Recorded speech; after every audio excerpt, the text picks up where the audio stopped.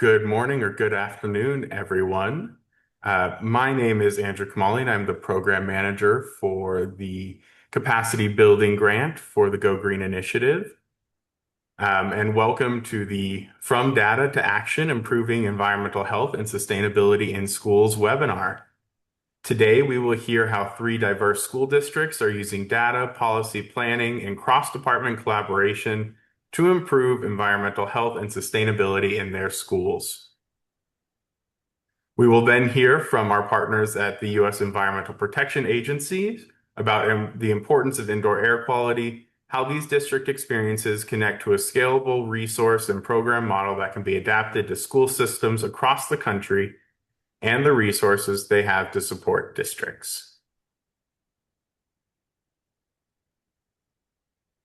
Right, give me one moment as I share my screen. Can everyone see that all right? Yes. Awesome. All right. So just to give a quick run of show today, I'll do a brief introduction of kind of all of our panelists, but each one of them will introduce themselves in a little bit more detail right before their presentations. We'll hear first from Salamanca City Central School District, followed by East St. Louis School District, then Tornillo Independent School District, and then finally from our EPA partner, after that, and then we will have plenty of time for a question and answer period. All right. I already introduced myself, but today we are joined by our project officer, Matt from US EPA, the director of maintenance from East St. Louis School District 189 in Illinois, Joe, the grant manager or administrator and IAQ manager, Sandy from Salamanca City School District, and Luis and Renee from Tornillo Independent School District located in West Texas. As you can see, we have a very wide variety of climates and school districts and sizes, and so we're excited to hear from all of them. And with that, I will pass it to Sandy. Good morning or good afternoon, wherever you are. My name is Sandy Brundage. I am the grant administrator for the City of Salamanca Central School District. I've been here in this role about 3, almost 4 years now, but before that, I worked for 20 years in government, local government. Salamanca is located in Western New York, which people always think that we're in New York City, but we're as far away from New York City as you can possibly get. If you think about where Lake Erie is, we're almost to Lake Erie. Salamanca is a community of about 6,000 individuals. Our school district has about 1,440 students in it, with 2 school campuses, both Prospect Elementary and the Seneca Intermediate and Salamanca High School buildings, which are adjoined. We are located on tribal territory, that being the Seneca Nation Allegheny Territory. The city is co-located on the tribal territory, so we are the only city in the United States that is co-located on tribal territory, which makes it really interesting because we have multiple layers of governments, including federal government, the Seneca Nation, the state of New York, and the city of Salamanca. We're about 36% enrolled Native Americans, and then another 12% of our students identify as mixed race, and those mixed races are whatever tribal enrollment might be and others. We do have a high incidence of comorbidities based upon a Western diet due to colonization. Therefore, we have issues with diabetes and obesity. We also have a higher incidence and prevalence of tobacco use, which goes hand in glove in rural poor communities, and the related issues of COPD, emphysema, and asthma. However, tobacco is still used in tribal ceremonies at Longhouse, which is the Seneca Nation religion that is practiced. And so tribal tobacco is still considered a sacred or medicinal or spiritual substance. And the ruling thought here and prevalence culturally is that whatever we do, we need to be mindful of how that will impact the next 7 generations. Next slide, please, Andrew. So what is our why? So this picture is actually some of our students in their tribal regalia. We just graduated 97 students, I believe, and this is pictures from a couple of years ago, but students are encouraged to wear tribal regalia. So what is our why? Why did we apply for, and I'm sure some of you are thinking, why might you apply for funding? So at our elementary school, a couple years back, we had an issue with mold, and this was a direct result of the building being shut down and not in use, and air circulation systems being turned off, moisture developing, and then we had a mold issue. Prospect is our little kids, so we have kids in pre-kindergarten there all the way up through 3rd grade. Again, the mold issues were very prevalent. Mold was on floors, mold was on chairs, mold was on floor coverings, etc. The school district did purchase indoor air filters, but there was little to no follow-up with those air filters. And our facilities, and we're planning for future expansion to include now daycare center. We really wanted to take a deep dive into, number one, making sure that our students are safe. Number two, making sure that our mold issues had been resolved. And number three, whatever we're going to do needs to be impactful and mindful of the next 7 generations. Next slide, please. So what we've accomplished so far in this work includes baseline indoor air quality assessments. And yes, I was that person that was up on the roof in October on a frosty morning with my friend Andrew, looking at all the air filters and all of the air circulation units up there. And I enjoy that kind of work. And I also enjoy cross collaboration with other departments here. So we've done our baseline indoor air quality assessments. We've done energy assessments. We've looked at energy usage and peak conditions. A day like today in Western New York, and specifically in Salamanca, we have a heat advisory because we have almost 100-degree temperature here, which we are just not used to. Give us 2 feet of snow, we can handle that, but not 100-degree temperature. We've learned about indoor air quality. Our team meets regularly, and we talk about the issues. We talk about all of the equipment and the assessments and all of the pieces that we have gathered, and we learn from each other. I'm also working again with facilities folks, maintenance folks, building and grounds people, teachers, principals, any administration that wants to be a part of the team, because we all carry we need to, be mindful of how we're having our indoor air quality measured, assessed, and how we're using energy, and where our dollars and cents are going to keep our students safe. We did install 3 indoor air quality monitors at Prospect Elementary School. We look at those regularly. We've never had an issue with all of the additional indoor air quality monitors and the air filtration units. We've had a handle, and we've gotten a grip on the mold situation. But as a part of that function, and my job basically is to make sure that I at least make enough money to support my salary, we were awarded $110,000 in additional grant funds to work on increasing energy efficiency in all buildings through NYSERDA. Next slide, please.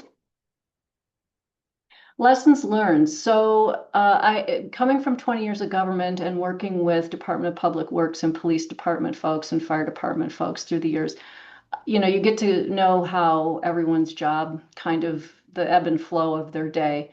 And I guess my eyes were opened again working with our facilities crew and their staff, because they're incredibly busy and constantly get, reassigned to do whatever, needs to happen in that moment. But one of the pieces that we really talk about a lot is, checking our air quality, our air handling unit filters, and looking at ordering those and making sure that those are up to date, and making sure that everything is functioning properly. And then learning about indoor air quality. I've learned that it's fascinating work. And as an asthmatic myself, you can hear my voice today. I'm struggling a little because of the outdoor air quality. And I am a walker. So as a that person walked at lunchtime, and now I'm having a little bit of a response because of that. But at any rate, learning about indoor air quality and outdoor air quality and how it impacts people who have predispositions to things like asthma is very impactful to me. And the why is different and personal for every one of the folks on our team. If you're folks from building and grounds and maintenance, you want to make sure that all of your pieces of equipment are functioning properly. If you're, I happen to be married to the attendance officer who has noted that there are certain days where students' attendance is down based upon illness. We want to keep an eye on that and make sure that's not related to indoor air quality in our school buildings. And looking at illness trends with the nursing staff, the principals, and whoever else might be impacted. And then the classroom environment. So as we went around and did our indoor air quality assessments and looked at all of the pieces, just talking with teachers who are in the rooms every day about what their experience is. Is it too warm? Is it too cold? Do they notice different issues with mold or spots on ceilings or whatever? Is impactful, and to me points to what the classroom environment is versus what it can be versus what it once was. And again, teamwork. This picture is of my boss and one of our facilities and grounds crew folks looking at indoor air monitors and where to place them so that they are the most effective and impactful that they can be. And next slide, please. So what's next? So we just celebrated our 150-year anniversary, and we're very proud of that. The Native American with the regalia pictured in our mascot is actually one of the only ones approved in New York State as a Native American mascot and was drawn by our local artist, Carson Waterman.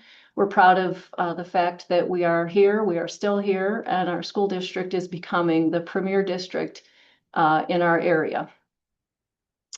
So learning continues throughout life, learning continues specifically, but in this instance, our on-site energy manager grant funds, we're going to continue to assess our buildings. So we're going to have a person here who's actually on site 20 hours a week going around and looking at all of our energy usage, as well as helping us frame out and continue to work on our indoor air quality. And that person will make recommendations that we can then drive what we're using for our projects and future growth, as well as what HVAC units, et cetera, need to be replaced, what the filter replacement schedule is, et cetera. And again, excuse me, whatever we do for the next 7 generations. So it's not just my lifetime. I'll be long gone, but in 7 generations from now, how will it be impactful and how will we make the school building an indoor air quality environment for teachers and students and all staff a healthier place. And that's me.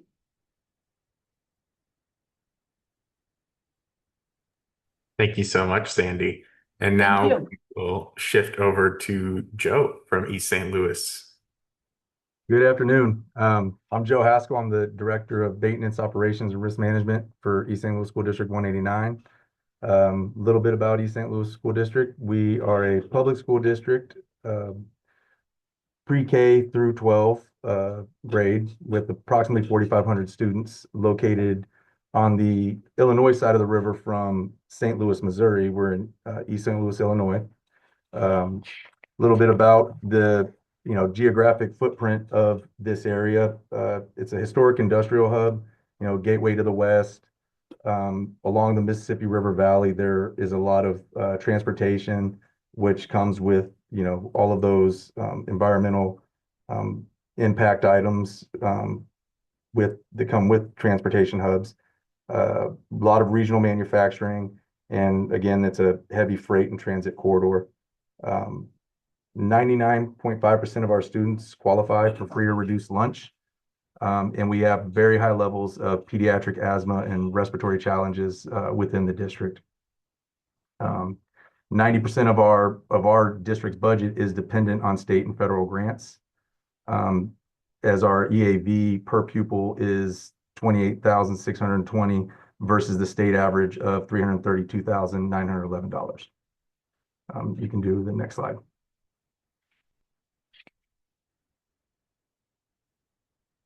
So the why, well, is the district is prioritizing student health with indoor air quality, understanding that, you know, student learning is tied to, or student achievement is tied to student health. So our vision is that students in East St. Louis School District 189 are supported physically, socially, and emotionally in a safe and nurturing environment to achieve academic success that prepares them for college, the workforce, and citizenship in the 21st century. We're looking for operational excellence, you know, leveraging our benchmarking and data-driven tools for energy efficient facilities and management. And we wanted to show our infrastructure upgrades that we've utilized to reflect our commitment to, you know, to this academic success. You can go to the next slide. So some of the work completed in the district, we completed HVAC system retrofits, replaced chillers and RTUs, updated, you know, all the older antiquated systems inside the buildings. All the rooftop units were replaced out throughout the district. We had a lot of ERVs and other equipment that was failing from when these buildings were originally built, you know, 20 plus years ago. And so we upgraded and replaced all of those, and we've switched to a distant control system, which allows myself and my staff to operate and look in on those systems remotely from any location that we can tie into the district network, as well as on site. So if the network ever goes down, we are able to go directly on site and access them because the controllers are centrally located. There's a face unit at every building. So we're still able to go in there and modify our work within the system to have that, you know, involvement. Building envelope improvements, some of the things we did, focused air sealing, making sure that the gaps in the areas of the building envelope, tuck pointing and things are taken care of, as well as insulation upgrades to all the units and the internal infrastructure of the buildings.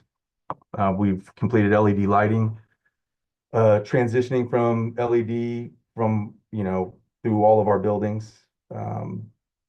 We completed that this year, the final building, which was the senior high school. And we also started moving towards controls of those LED upgrades. So where we can remotely monitor them occupancy based on and make sure that we're decreasing the load and consumption of the energy used by the buildings. And then the district also utilized EPA funding and added 25 EV school buses to the bus fleet. That was in a partnership with the EPA and Illinois Central, which is the district's school bus provider. The district was able to procure 25 buses for use exclusively in the district. So you can do the next slide. Little lesson building. So what the district's able to do with the power of real-time data, again, is we're able to move utilizing the controls and our Energy Star portfolio numbers. We're able to shift the focus from just reactive maintenance to kind of proactive and forecasting, as Sandy had mentioned, with making sure the scheduled filter changes and things are happening. You can actually see that pop up on when we're interacting, or it even sends us alerts of, hey, this scheduled filter change hasn't taken place. So it's notifying the technicians real time of items that could help improve the productivity of the units. We have collaboration is a force multiplier. So we're focusing on leveraging grants and capital funds and energy efficiency rebates that we obtain through our energy service provider, Ameren, partnering with them to complete a lot of these comprehensive retrofits and upgrades. So it's little to no, almost no cost to the district upfront to have a lot of the lighting controls and everything. The district didn't pay any out of pocket for that. That was covered by our energy service provider, and we also get the added benefit of recouping the savings off of our utility bills. And then investment in capacity building. So high-tech systems, you need high-tech skills. So it's focusing on training the staff and making sure they know how to utilize the systems, and partnering with the teams and the various contractors to get that training and also look forward for savings and other efficiency improvements that we can do once we start looking at that data. Do the next slide. So we'll continue. What's next is to continue to progress, guided with some of the insight and this information we're learning through our IAQ program and with the Go Green initiative. We conducted or Ameren rather paid and helped us conduct a carbon-free schools assessment report, which kind of created a blueprint for the district to follow for a 5-year plan to try and reach that carbon-free goal. So up next, we had some radon testing completed, and we're looking at retro commissioning from our usage patterns with that HVAC system to see how we can tune and upgrade those systems to make sure we're maximizing our efficiency. Thank you so much for that, Joe. All right, we will now transition to the two gentlemen from Tornillo. All right. Hello, my name is Guerra. I'm the finance director here at Tornillo ISD. Let me talk about a little bit about Tornillo ISD. Tornillo ISD was established in 1924, so we're 102 years old. We're 55 miles outside of El Paso. El Paso is a major metropolis, border with Juarez, Mexico, with almost 900,000 inhabitants.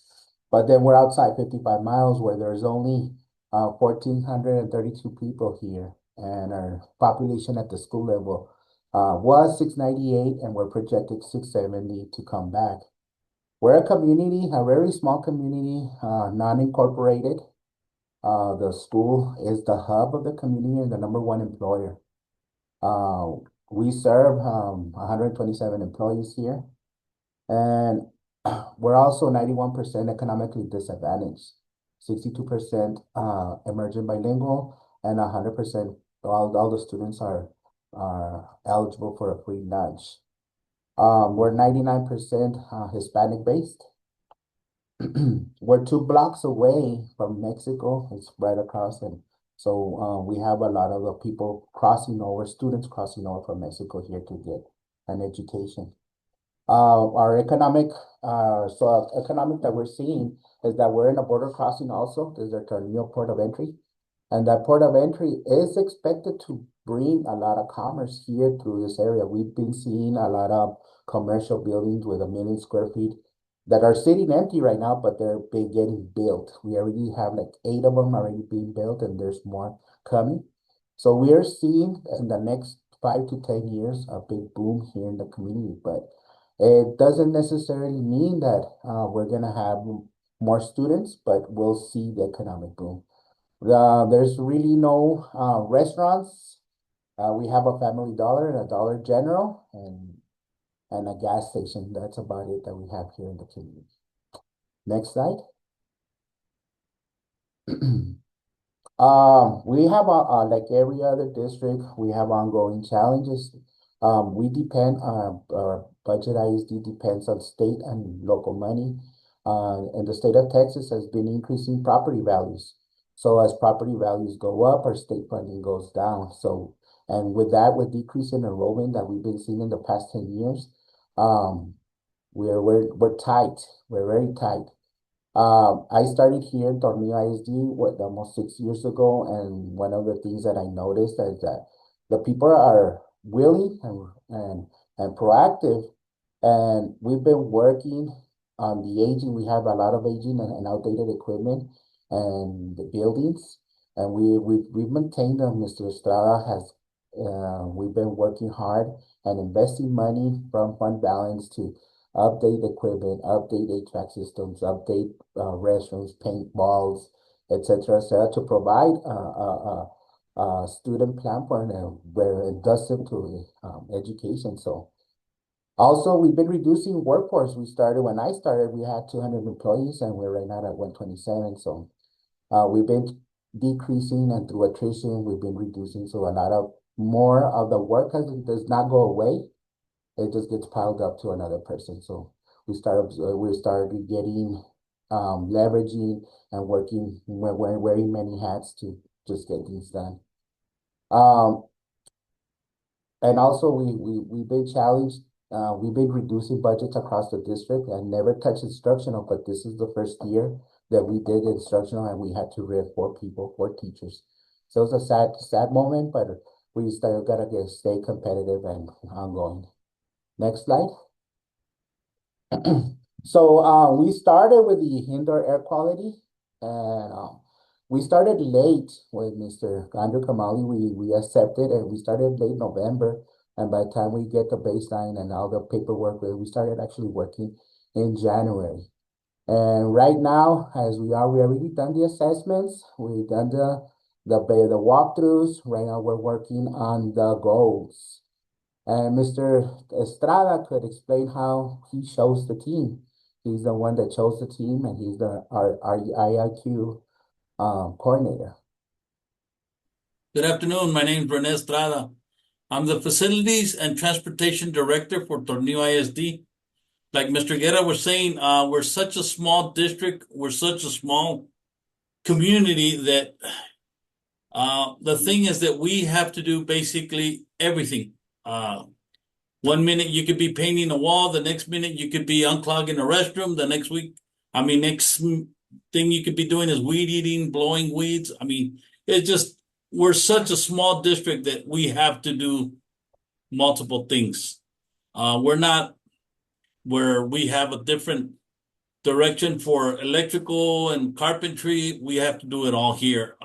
You could be driving a bus, the next minute you could be doing something else. We started with the Go Green. Mr. Guerra brought it on board. We've been using it. We've been doing it. We've been learning a lot from it. You don't pay attention until you start seeing that. And it's true that kids do start missing schools because of the air, and in different aspects of what's in the classroom. We're learning. We had a very large donation of wipes when the COVID hit. We're learning about storing them in the right place. We have them. We've had so many of them that they're just thrown out in the classrooms. And we're learning about issues with the senses that teachers love having in their classrooms. We are in the process right now of retrofitting all our schools. We've done, I think, 4 out of the 6 buildings we had, changing them from fluorescent light bulbs to LED lights. Little by little, we've been working with everything else.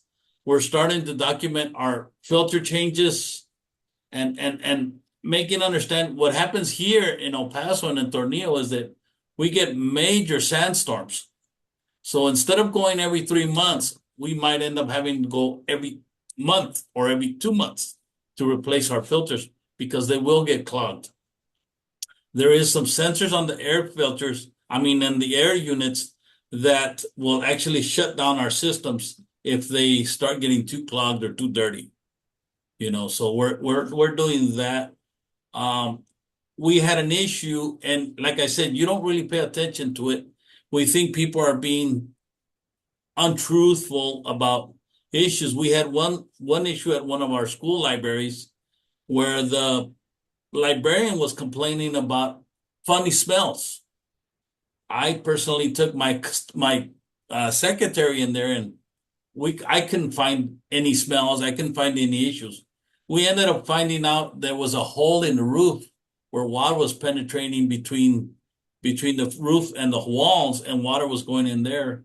And that smell and the heat from the building was causing the water to cause the librarian to go into hives.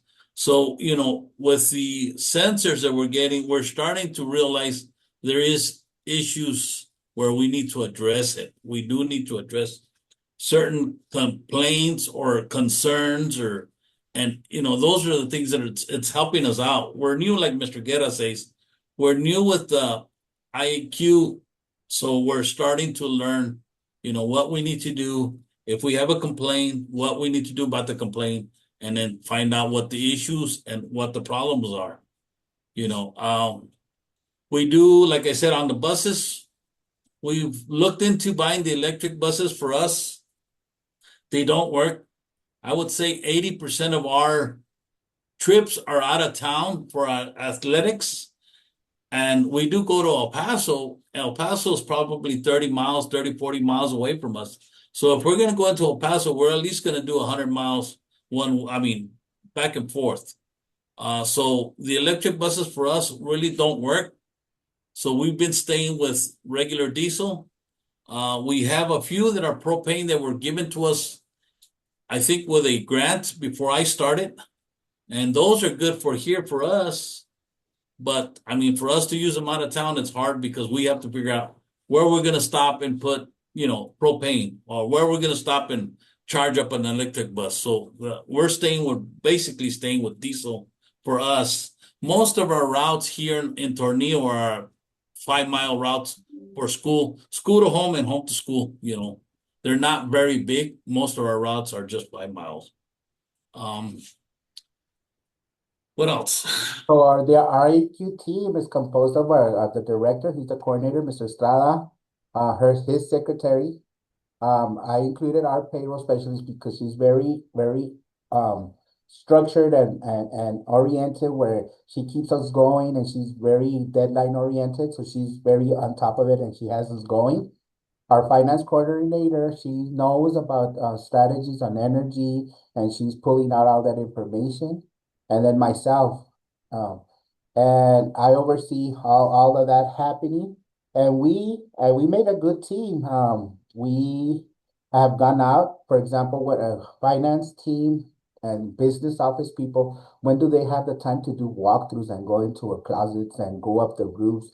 And we've noticed a lot of things that we put and listen to Mr. Estrada, because a lot of people say, oh, maintenance, and it costs too much, and why do we need it? And didn't you just do it last year? No, no, no, no, no. This is we have to get a plan going and invest in our campuses, because if we let them go, the cost is going to be way too much to repair. So we put an ear, and we talk to the board, and they listen to us, and they're moving monies and funds towards our progress and updates and facilities.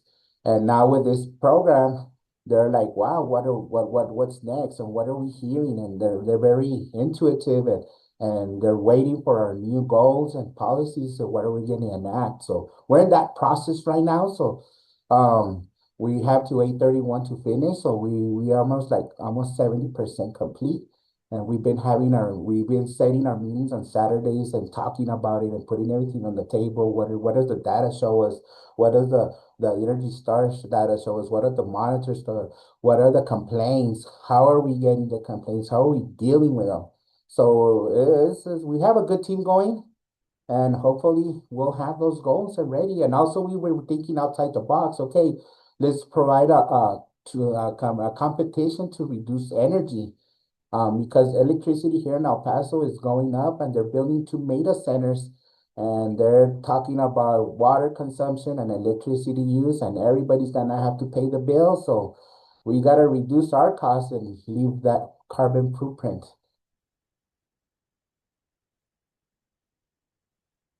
Anything else, Mr. Estrada?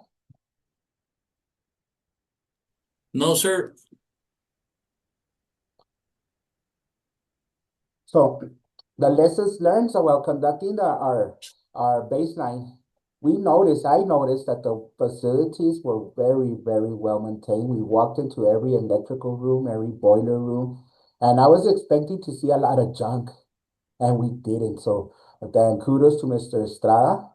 Also the collaboration between us that was never ever established, and I haven't seen any district here in the El Paso area that the finance department goes out into the buildings and learning about the unique and their struggles and challenges. And because Mr. Stahl only has 6 people under his belt, so he monitors and he does everything from moving furniture, cutting grass, moving the students and transportation, because all our maintenance crew workers are bus drivers. So even myself, I was like, hey, I used to have a CDL. I was probably gonna go get it and help out Mr. Estrada and drive those students around. And as we decrease in enrollment, like I said, we all have personal, our roles and duties are changing. So we gotta keep this district going, and we gotta do our best.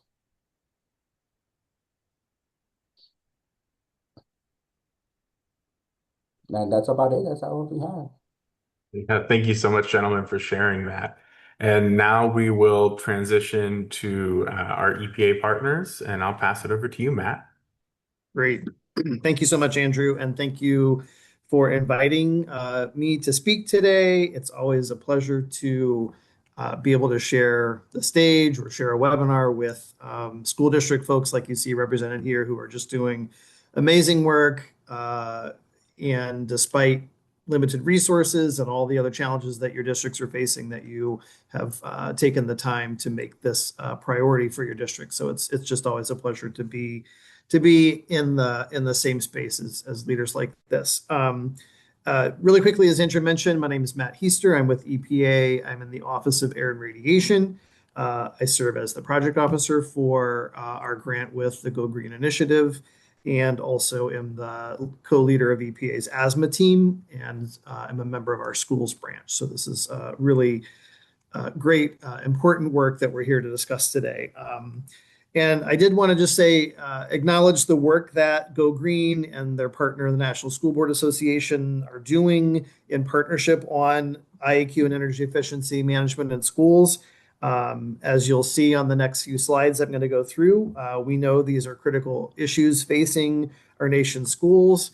You heard from 3 different school districts all talking about sort of the ways that IAQ has impacted their districts and some of the things they're doing about it. And my guess is that for folks watching this webinar, some of the things that you heard as challenges are not unsurprising because you may be facing them yourself. So also want to acknowledge that we know that schools and district leaders are constantly facing a lot of tough decisions, whether it's how to spend limited resources, how to deal with priorities that oftentimes seems competing and maybe contradictory. And just knowing that we schools and leaders always want to be providing the best educational opportunities and environments that they can, and how do you make that all come out? So with that, next slide.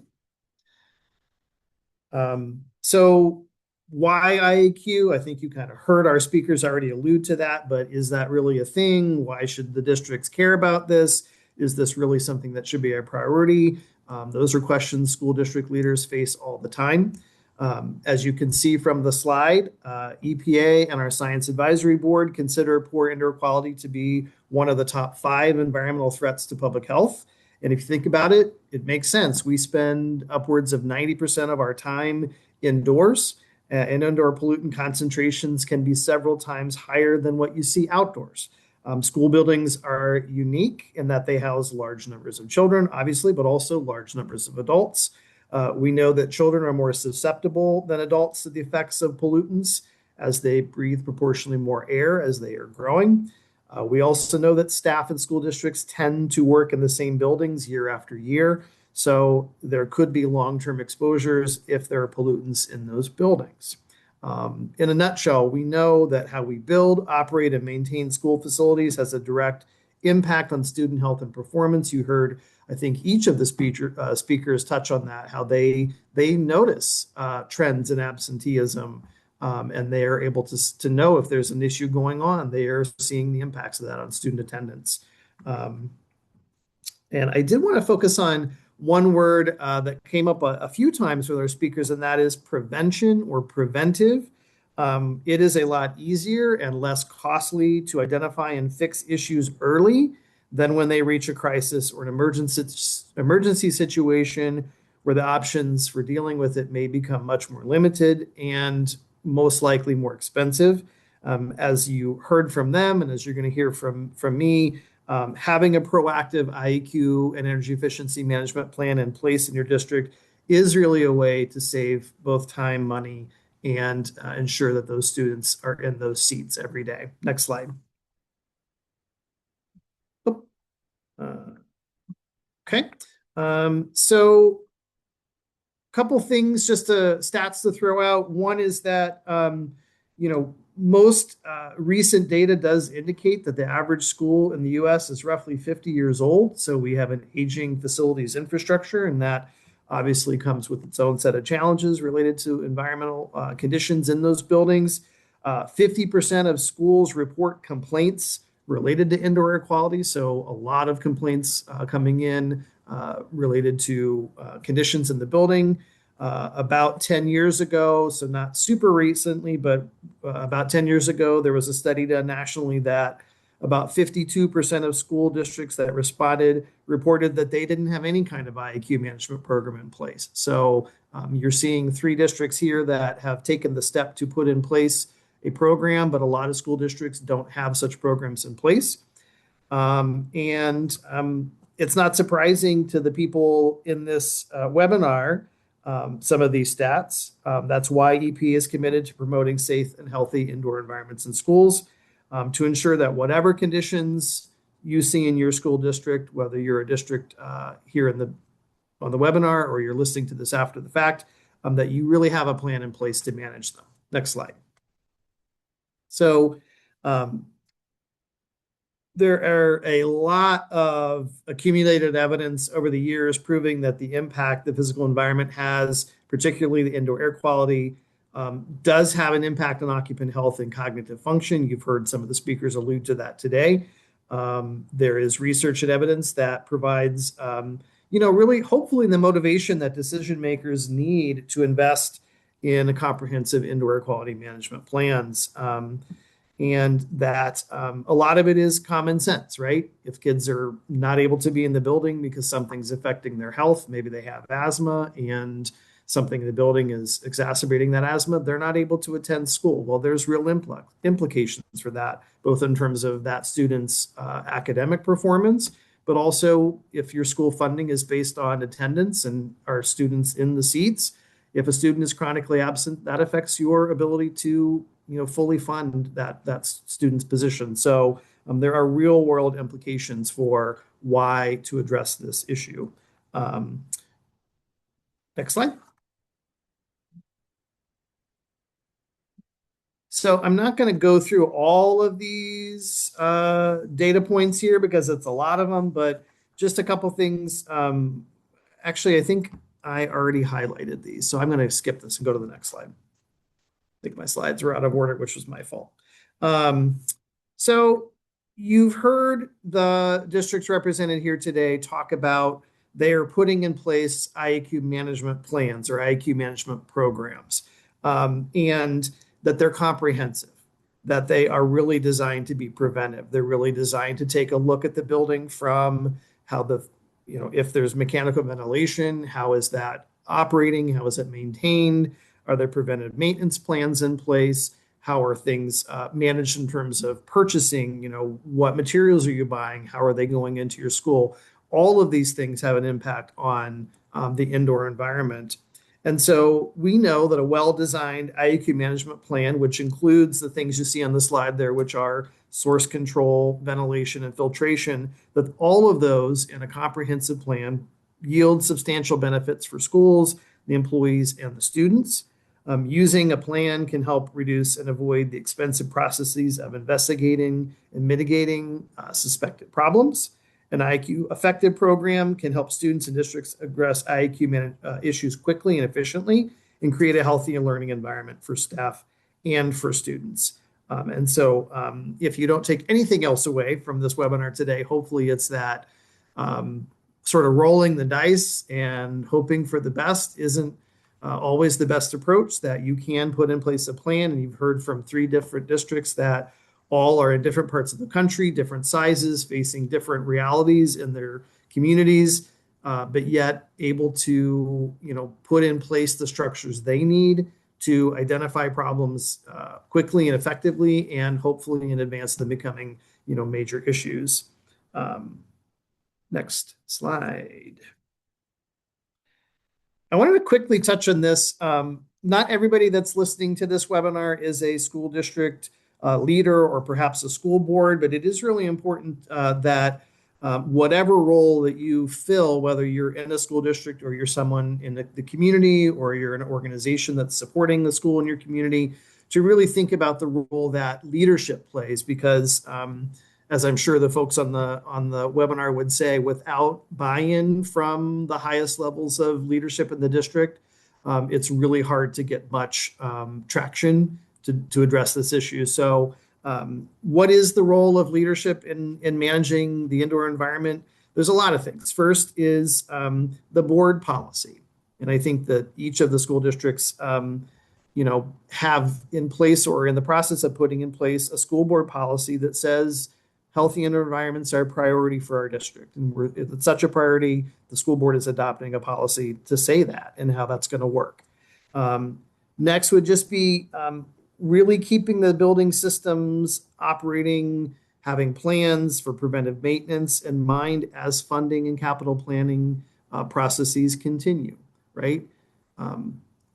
Nobody wants the roof that suddenly collapses. Nobody wants the HVAC system that's been functioning to suddenly die, right? But planning for what the contingencies might be. What do we know about the life of our building and our systems? How do we plan for that in advance?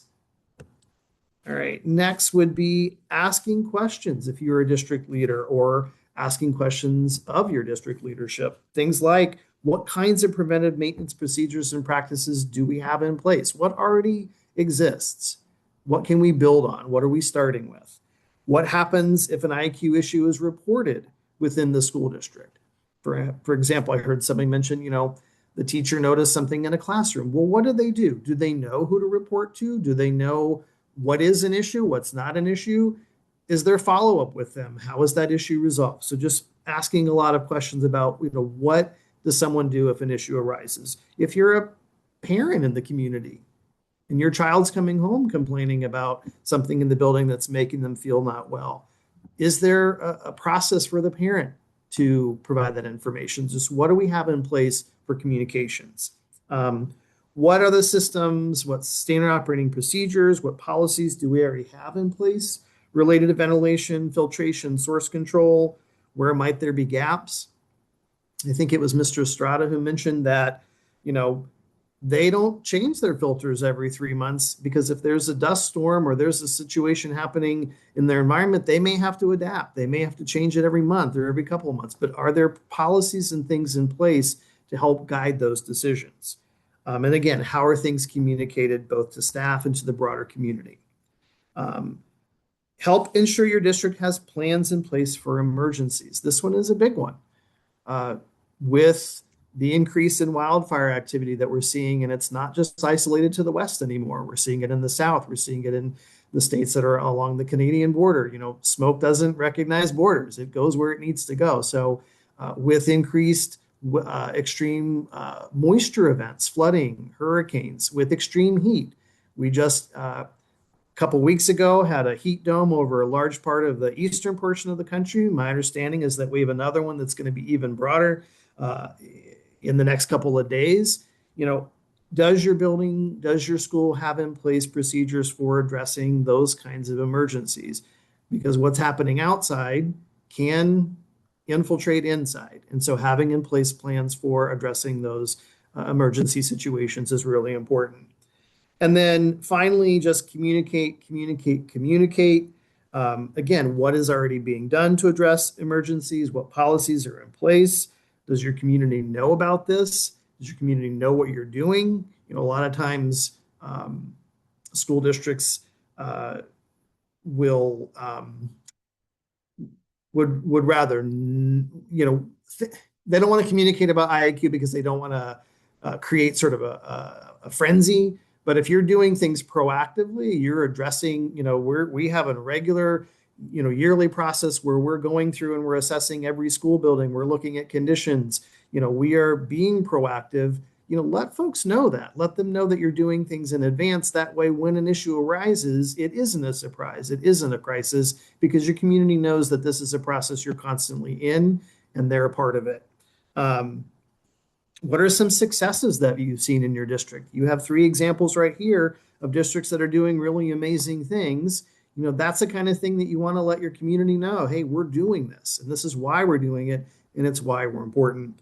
And then, I think it's always great to, highlight champions. Like, are there leaders, are there champions in your district, like the folks that you see on your screen? Tout the success. Let folks know what you're doing, who's doing it, why they're doing it, why it's working well. That's the kind of thing that, gets some positive attention for your school district. A lot of times, I know school board members and school officials feel like all we ever hear is the bad stuff. All we ever get are the complaints. Well, there's good stuff happening too. Let folks know what you're doing. Next slide. All right. So to wrap up my part so that we can get to some Q&A, just wanted to highlight a couple of the resources EPA has related to indoor air quality. A lot of it is housed on our guidance, which is the Tools for Schools program. A lot of the work that Go Green and the National School Board Association have been doing, and a lot of the recommendations they have and the work they're doing with school districts are based on the Tools for Schools program. It really was designed to be very easy to implement, put in place a proactive plan, really capitalize on sort of the expertise that's across the school district. Again, indoor air quality and indoor environmental management doesn't just reside in the facilities department. It's sort of a shared responsibility. Everybody breathes the same air, so there's responsibility for it across the district. So the Tools for Schools program really is designed to involve as many folks in the district as possible. I think it was Tornillo mentioned sort of the team they have cuts across different departments and different folks because of the expertise they have and their connection to the district. In addition to the Tools for Schools kit, we have on-demand training webinars, we've got videos, we've got all kinds of materials that are available to help schools figure out how to do this and how to tailor it to meet the needs of their district. Next slide. And if you are watching and you want to grab that QR code, that will take you to our main Tools for Schools website. In addition to the materials I mentioned, we also have a number of webinars that we've run over the years that are archived there on a range of topics, both very technical information related to indoor environmental issues in schools, but also related to how to put in place a program, how to assess a program. So all kinds of materials available. In addition, information related to energy management in schools. You can also get to information about, as I mentioned before, some of those emergency situations. So how do you put in place a smoke readiness plan for your school district? So a lot of great information, maybe a little overwhelming, but there is a lot of stuff there. So follow that link when you get a chance. And then I did want to mention, I'm not sure if Andrew, if you're going to do that, but Go Green, as part of their grant with EPA, in addition to their partnership with the National School Board Association, have developed a ton of great resources on putting in place an effective IQ and energy efficiency management program in your school district. So if Andrew is going to talk about those, I won't, but just to say, there's a lot of very customizable, templated versions of things that school districts can literally pull off the website, make some tweaks to, and you suddenly will have something that's ready for your board or ready to put in place that you don't have to spend a lot of time tailoring because a lot of that work has already been done for you. So with that, I think I will pause and again, thank Andrew for inviting me to speak. And again, thank you to the districts who really are living and breathing this every single day and doing an amazing job with their programs. Thanks. Yeah, thank you very much for that, Matt. So we are going to transition now to our question and answer or Q&A component. Down at the bottom of your screen or wherever your control panel is for your Zoom, There is a Q&A option. Feel free to type and submit those questions, and we will read them aloud and get some feedback. As we wait for some of those to populate, I do have a couple of questions that I'd love to ask. And one of those is, you know, what helped gain support from district leadership to really get these kind of programs started? And I don't know, maybe Sandy, do you want to start since we haven't heard from you in the longest? Thank you. I think what helps the most is to have a real conversation with the board, your school board, and to help them kind of flesh out why it's important, why it's meaningful, and what the long-term impact would be. I mean, they're kind of in the driver's seat, so you definitely want to have that conversation with the board, and then also superintendent, assistant superintendents, whoever. But more importantly, or equally as importantly, are your facilities folks, because they're the ones really with boots on the ground who know what the issues are and can also help to decide where the priorities are. Yeah, thank you so much for that response. Would anyone else like to respond to that?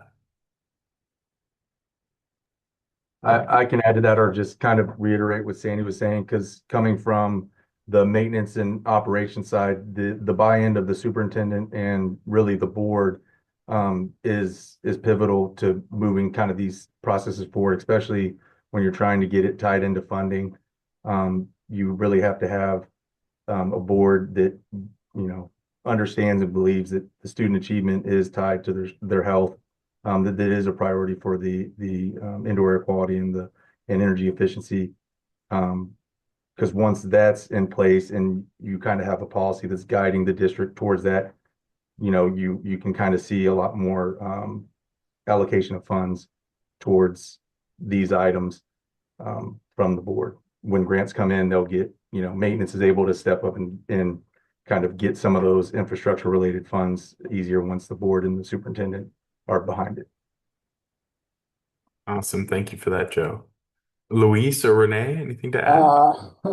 When when Mr. Andrew Kamali approached me about the grant and we were willing to accept it, we are like, oh, let me talk to Mr. Estrada first. And I talked to Mr. Estrada, hey, this is a lot of work. Like any grant funding that you receive, it's not free money. It comes with a lot of work behind the scenes. We spoke to Mr. Estrada. We talked about our team, who's gonna do what, blah, blah, blah. We looked at the requirements. We went with a superintendent. We sat with her. Hey, we need to do this. This is gonna be beneficial for us, and we need to. So we talked the board what we're gonna do. We had some meetings with the board before the meeting, and luckily, when we had our board meeting, Mr. Kamali joined, and it was Board Appreciation Month, and he sat down with the board members on the side, and we were talking about how it's going. So when we started presenting, they're already like very knowledgeable and very like understanding. They were just questioning on the roles, who's gonna be doing what, and we had to go a little bit in depth on that, and they got the buy-in, and it's all about buy-in and the expected outcomes that we were gonna receive, and it's all for the students. So they were really on board because they were also when we were reading the parameters, and they say that school members were all involved in, I don't have the time, and no, we're gonna take care of it, and we're just gonna present the information to you and the policies and procedures, what we're gonna do. And you just have to say yay or nay. Yeah, Andrew, I mean, once you start looking into it, I think once you present it to the board members, they start realizing that it's for the benefit of the kids, it's for the health of the kids and the employees. So they're on board. It's just, I guess, a small presentation of what needs to be let them know what's gonna be happening, what's gonna go on. Without knowing the information, it's hard for them to, okay, we're gonna go for it. But once you make them understand that it's for the benefit of the students and the teachers and everybody that's involved, they get on board real easy about it. Yeah, thank you all so much for your insight. So we do have some questions from the audience. The first one is there an opportunity for neighboring school districts to tag team on some projects of bordering one another?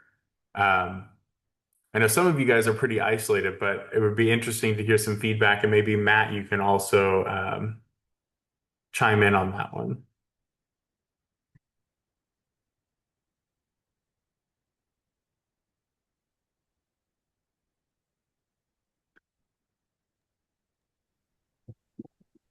Yeah, I was waiting to see if one of the districts wanted to say anything.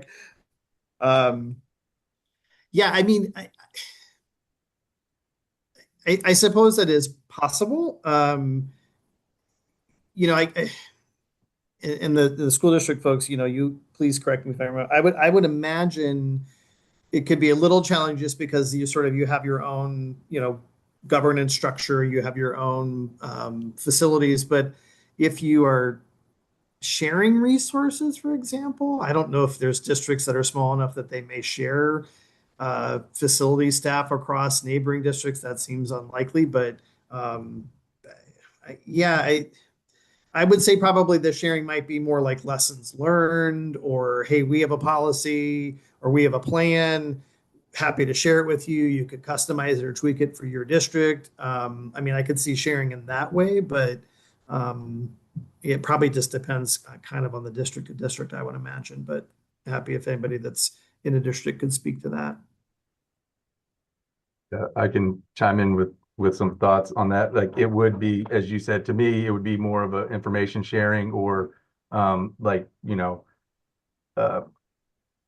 insightfulness or benchmarking or seeing what we, you know, just discussing those things. I don't know about is like as far as actually completing projects or how, you know, as you said, they're kind of we're our own entity and structure. So I know that our district does have like cooperative agreements with some of the neighboring districts, but that's a very structured and controlled thing through the state. So, but as far as, you know, sharing information for neighboring districts that share the same kind of geographic, you know, I'm always on board for that, so they can reach out and I can, you know, provide as much help and information as I'm able to.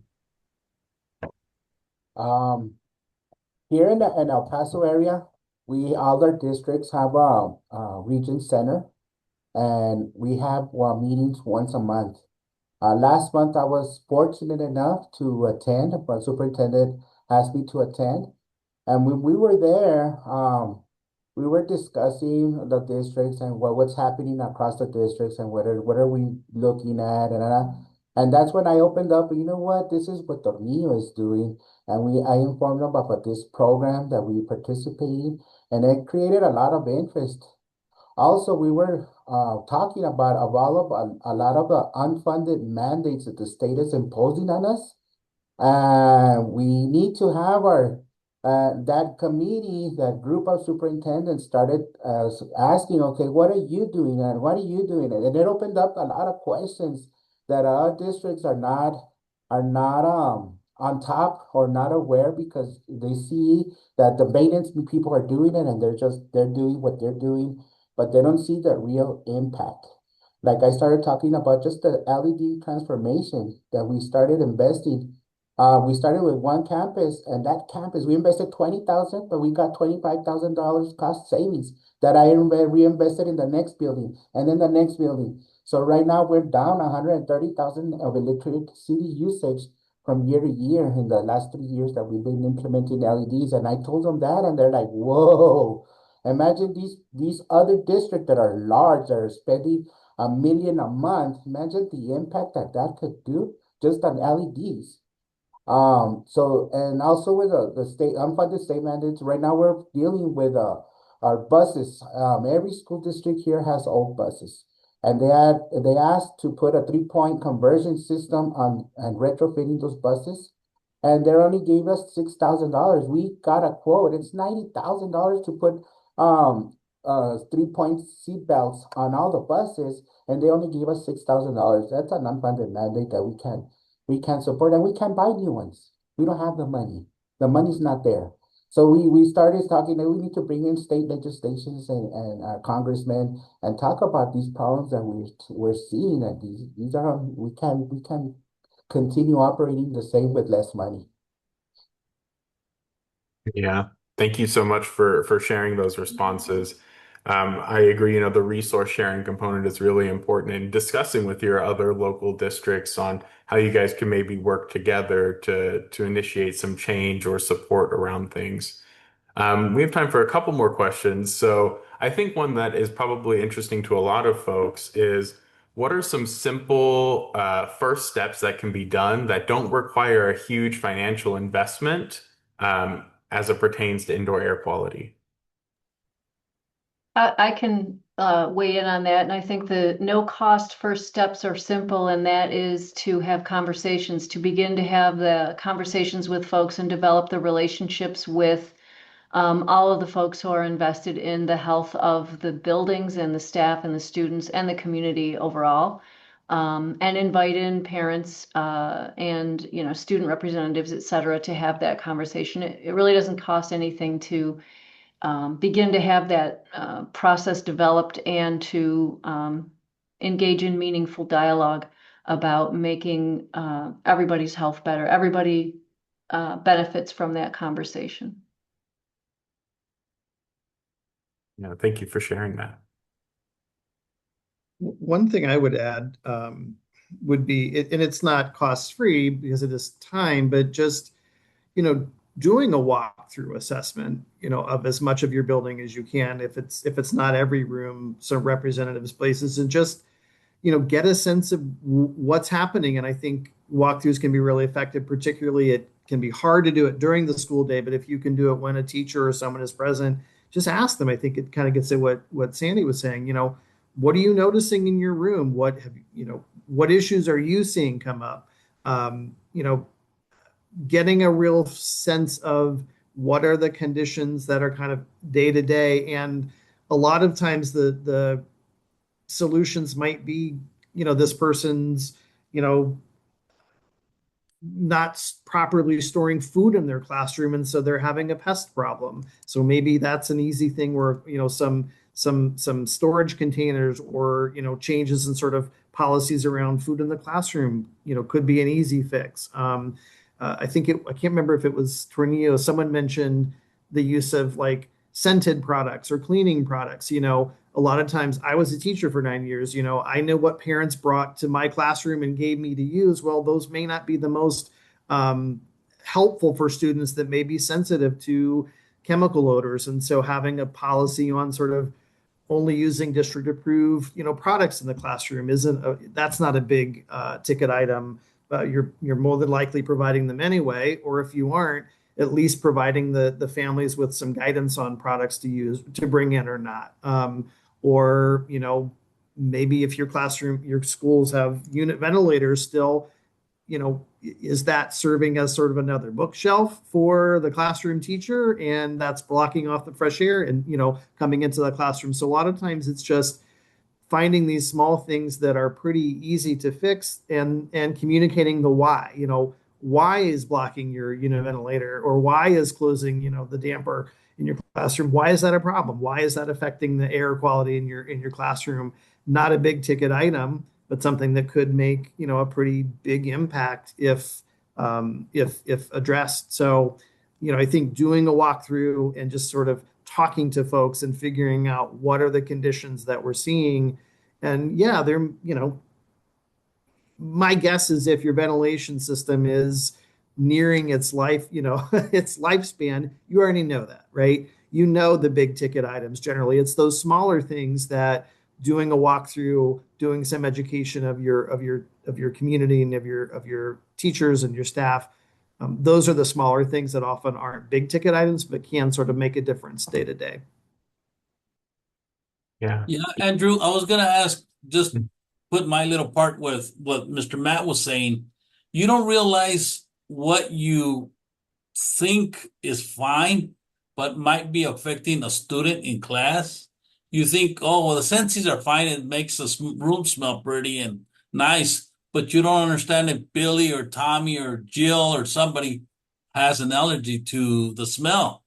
To them, it smells pretty, but it's the senses, the wipies, a Clorox wipe, something might be affecting a specific child, and that be could be a reason why the child is missing school. So Yeah. once you start letting the teachers know, hey, this is the reason we're doing this. This might be the reason. I used to have fights with the principal when she loved to paint the front of her doors with oil-based paint. And I would always tell her, no, no, no, but she would constantly want to do it. It was a green one and a blue one and a purple one and a yellow one and everything. But when school started, since we didn't have very large summer, the paint was so strong. So when the kids came back, it was like, and that's the reason I say, yeah, we do need to tell teachers why and parents why, why we're doing things we're doing. Yeah, thank you so much for sharing those insights, Renee, and everybody else. We are down to the last 5 minutes. I do know there are a couple of other questions, however, they are going to be answered by the next slides we have here. As Matt mentioned, the Go Green Initiative has tons of resources. In fact, we just updated our indoor air quality landing page, which you can access through this QR code or by going to gogreeninitiative.org. So we have that updated landing page. There's free courses around indoor air quality and energy efficiency work available, as well as free indoor air quality management plan support, which I will now show on the next slide. We are putting together a national database. So if you have an indoor air quality management plan, we'd love for you to share that with us. And additionally, if you're in the process of developing it, or if you've had it, for a few years, but you'd like some feedback on that, you can submit that form and indicate you'd like our team members to review it, and we will give you that feedback around that. So you can scan this QR code for that. Additionally, you can find it on that IAQ landing page as well. Another QR code, everybody's favorite. There's actually going to be another one after this. But please check out our website for updates on the August webinar, which is taking place on August 11th. And that will be hosted by our partners at the EPA. Finally, as this is in partnership with the National School Boards Association, you can earn Magna Award points for coming to today's webinar. Please scan this QR code and take the brief survey in order to earn 15 out of your 500 points towards the 2027 NSBA Magna Award. Getting back to what Matt shared about celebrating your wins, if you are doing this work, or if you have to do this work due to, new updated state regulations and things like that, why not be recognized for the effort that you're putting in? In fact, you have a Magna Grand Prize winner who presented to you today. That would have been Joe Haskell from East St. Louis, and a silver award winner, Sandy from Salamanca. And it shows that you can do this work too, and then you get celebrated for it. With that, that is the close of our webinar today. I want to thank everybody for joining us. And additionally, this will be available on our website, as well as the slides will be available on our website by the end of this week. Thank you all so much, and have a wonderful day.